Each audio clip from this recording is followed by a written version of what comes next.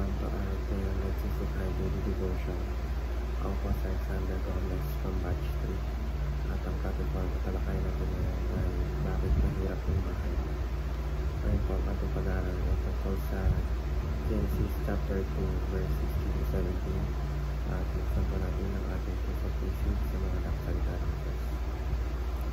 Sinasabi dito na, and the Lord God commanded the man, you are free to eat from any tree of the garden, but you must not eat from the tree of knowledge of good and evil, for when you eat from it, you will certainly die.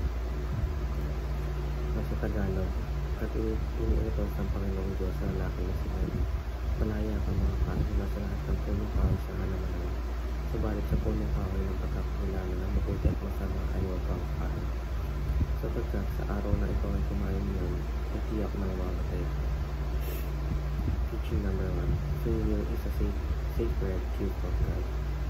Ibinigay ng Diyos sa tao ang kakayahang pumili bilang isang tanda ng tiwala at umuluhan.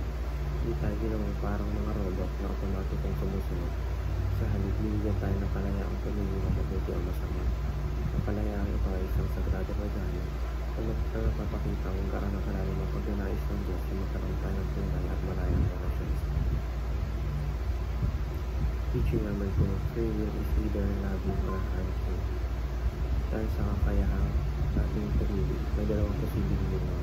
Maaari tayong pumili ng pag-ibig, kabutihan at pagsunod sa Diyos, o maaari tayong pumili ng kasalanan, pagsuway at kasiraan. Ang kalayaan sa pagpili ay hindi nangangalagang lahat ng desisyon natin ay tama. Kaya napakahalaga ng tamang paggamit ito. Teaching number 2. Free will is designed for loving relationships. Hindi lamang basta pumili ang layunin ng free will. Ito rin layunin ito upang tayo magpakatatag ng malalim na pagmahal ng internet, sa Diyos at sa kapwa. Ang pagmamahal ay totoo lamang kung ito ay malaya at bukal sa loob. At dahil dito ang malalang panahon pa rin napakahalaga sa pagbuo ng tunay na pag-ibig. Application number 1. We live and apply Christ love. Bilang mga taga-salit ni Kristo, pinatawag tayo upang tayong ipakita ang kanyang uri na pagmamahal. Isang pagmamahal na hindi makasarili, kundi sakripisya at tapat.